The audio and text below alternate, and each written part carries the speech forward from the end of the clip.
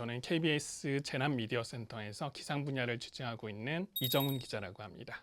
기상청에서 발표한 올여름 전망, 7월에는 예년보다 강수량이 비슷하거나 많을 것이다. 근데 문제는 월 전반적으로는 강수량이 많아도 이벤트라고 볼 수 있는 폭우의 가능성은 정확하게 예측하기는 어렵습니다. 올해 어느 지역에 어느 만큼의 강도로 폭우가 있을 거다라고 말씀드릴 수는 없지만은 분명히 어딘가에는 폭우가 내릴 것이고 또 그로 인해 피해가 생기는 것도 아마 막을 수는 없을 겁니다. 사전적인 의미로 치면은 폭우 같은 경우는 줄기차게 내리는 비니까 오히려 장마비에 좀 가깝다면은 폭우 같은 경우는 갑자기 쏟아지는 세찬비니까 소나기에 좀 가깝다고 볼 수가 있겠죠. 그런데 아마 보통의 사람들이 인식하기는 폭우가 더 많이 온다라고 인식을 해서 실제로 저희가 방송을 할 때는 기상청에서 하루에 200mm 이상 300mm 이상의 비를 예보를 하면은 더 강조를 하기 위해서 폭우라는 표현을 쓰기도 합니다. 제가 좀 기억나는 현장은 2020년 여름에 장마철 집중호우로 인해서 인명피해가 있었던 충북 단양 지역을 방문했고요. 평상시라면 당연히 배수로와 논이 눈으로 당연히 구분이 되는 곳이었어요. 하룻밤새 약 200mm 정도의 비가 내렸고 하천이 완전히 범람을 거대한 욕조처럼 잠긴 상태였는데 문제는 이 욕조에도 배수구를 열면은 거기에 물이 회오리 치면서 빨려 들어가잖아요. 그 배수로의 끝지점에 하천으로 이어지는 관이 있었고 그 관 속으로 물이 소용돌이 치듯이 빨려 나가는 상황이었는데 70대 할머니가 눈 상황을 점검하러 나가셨다가 밑이 안 보이다 보니까 배수관으로 빨려 들어가면서 돌아가신 사건이었습니다. 도시에서도 지난해 강남 사례에 배수로로 빠져서 목숨을 잃는 사례가 있었었죠. 강남 지역 같은 경우는 대표적인 저지대고 대부분이 아스팔트 같은 물이 흡수하지 않는 이른바 불투수층으로 이뤄진 지역들입니다. 그러다 보니 비가 많이 오면 반복적으로 침수가 되는 것입니다. 많은 시민분들이 산책하는 하천들이 있어요. 이런 하천들을 평소에 가보면 물이 거의 흐르지 않거든요. 그런데 시간당 50mm, 100mm 이런 비가 내리면은 순식간에 상류에서 내려온 물이 하천을 뒤덮을 수도 있습니다. 평소에 마음 놓고 건너던 도랑이나 개울도 이럴 때는 폭포처럼 변할 수 있기 때문에 안심해서는 안 됩니다.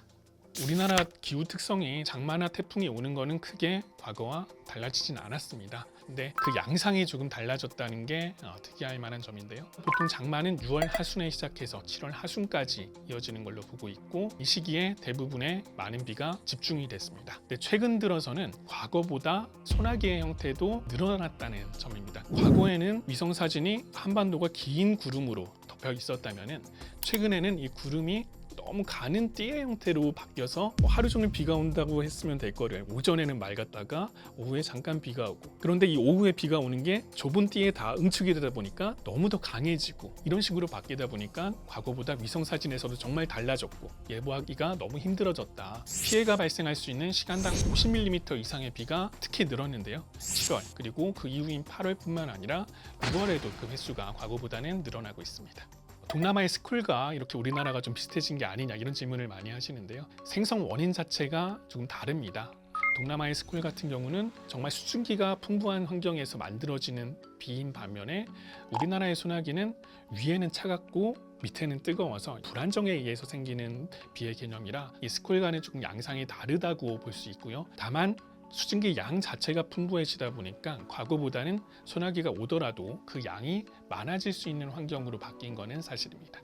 사실 수증기 양이 많아지는 부분도 지구온난화나 기후변화로 일어나는 좀 대표적인 현상으로 볼 수 있습니다. 과거보다 기온이 오르면 그만큼 공기 중에 비의 원료인 수증기가 늘어나게 되는 거고요. 또 대기 중의 반응만이 아니라 바다가 뜨거워지면 바다에서 뿜어져 나올 수 있는 수증기의 양도 증가하겠죠. 그러다 보니까 집중호우의 빈도가 계속 늘어날 수 있는 환경으로 바뀌고 있습니다. 만약에 지금처럼 탄소를 줄이지 않고 오히려 산업이 발달하는 과정에 따라 더 많이 배출을 하게 되는 이런 시나리오에서는 100년에 한 번 올까 말까 하는 극한 폭우가 이번 세기 말에는 지금보다 50% 이상 증가할 것으로 보고 있습니다. 국가나 정부에서 방제 자원을 더 많이 쏟아 부을 겁니다. 그렇게 되면은 우리가 더 많은 비용을 투자하고 더 많은 세금이 쓰일 수 있는 그런 환경이 가장 체감할 수 있는 어떤 변화가 아닐까 싶습니다. 일단은 개인적인 측면부터 한번 먼저 말씀을 드릴게요. 과거에 피해가 났던 사례들을 보면은 도시에서는 대부분이 생활 공간에서 많은 인명 피해가 났습니다. 평소에 안전한 곳이라고 생각했던 곳들이 이런 상황에서는 한순간에 휩쓸릴 수 있는 위험한 공간으로 바뀔 수가 있습니다. 그래서 정말 시간당 50mm 이상의 강한 비가 내리는 상황이라면 되도록이면 외출을 안 하시는 게 좋습니다. 그리고 농촌 지역 같은 경우는 자연적으로 자라는 잡풀들이나 이런 것들이 배수로를 수북이 막고 있어서 물이 제대로 흘러가야 될 대로 흘러가지 못하고 넘치게 되면은 논밭까지 다 잠기게 되거든요. 그래서 비가 오기 전에 미리 물꼬를 트시거나 막힌 배수로 같은 걸 점검을 해주시는 게 좋고요. 역시 비가 많이 오는 중에는 절대 점검하러 나가지 마시고, 비가 그친 뒤에도 물이 불어나 있는 상태에서는 언제든 위험할 수 있습니다. 지자체나 담당 공무원들과 같이 점검을 나가시는 게 안전하겠습니다.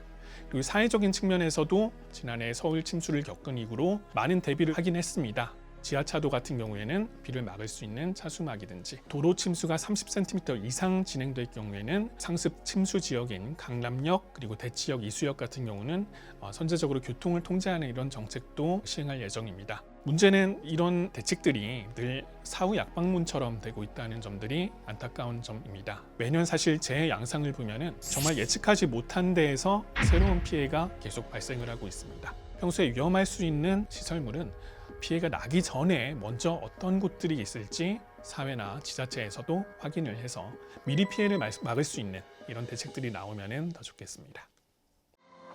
지하공간 침수 시 대피 요령 알려드립니다.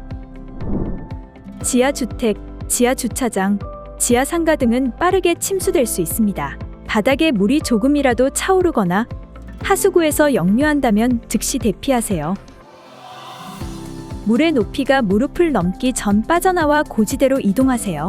이때 감전 위험이 있는 공사장이나 산사태 위험 지역을 피해주세요.